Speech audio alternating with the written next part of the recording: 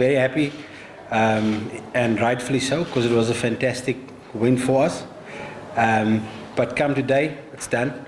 We've had a good long chat, and we've got to take the positives and the learnings from the last game, and we've got to try and improve in every department going into tomorrow's game, because we know it's going to be another tough one. But everybody very happy, ecstatic, proud of the team's performance, but it's now done, and we've got to focus on tomorrow's game. At the end of the day, I mean, Sakib's been unbelievable, and sorts of cricketers are very hard to replace, because whether Sakib's bowling badly, he'll get runs. If he's batting badly, he'll perform with the ball. So they're very difficult to replace, and they're very few and far in between, and that's why they're special cricketers. We've got to keep him for as long as we can and make sure he's fresh and make sure he's driven enough to play for Bangladesh for as long as we possibly can, until we find somebody that could possibly do that. Is Miraj the guy? Possibly. He's definitely got the game to bat in the top 5, top 6. And be a really consistent performer of the ball. So by all means, he's a guy that can pick up that mantle if we keep providing opportunities to play all formats.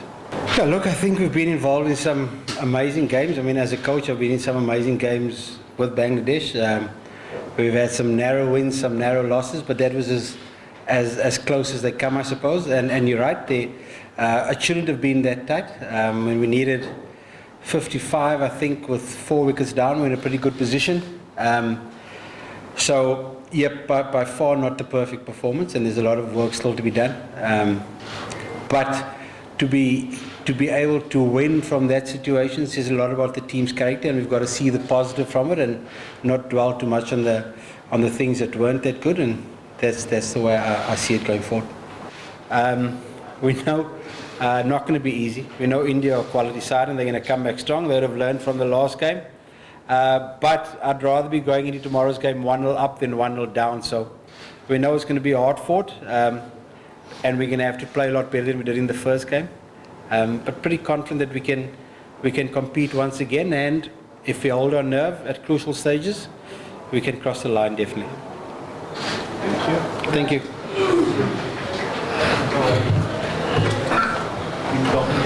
Nice and confident.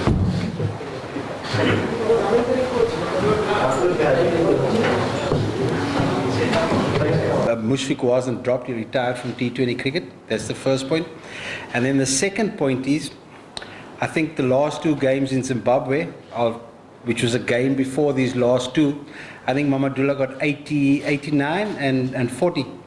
80 and 40 or 39 or something like that. So I'm very reluctant to say that. All players have times in their careers where they're searching for runs, but it was one day international ago that he got 89. So I've got no concerns with him at the moment.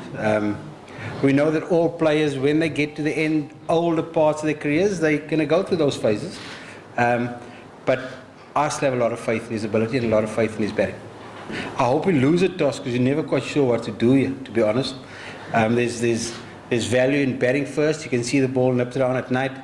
I think the last 70 or the last 20 games here, if a team gets 200, I think they've won 17 of the last 20 games. So you're never quite sure how much is enough. So sometimes you try and score too many and you get bowled out early. So I don't know if the toss is that important. And then regarding the middle order, look, I think we've got really good experience there with Sakib, Mushfiq, Riyad, and a dynamic player in Afif. So I've got no concerns with our middle order at this particular stage. There's still games to go before the World Cup, and I'd rather be having problems with it now than when we get to the World Cup in a few months' time. I think he did a fantastic job in the first game.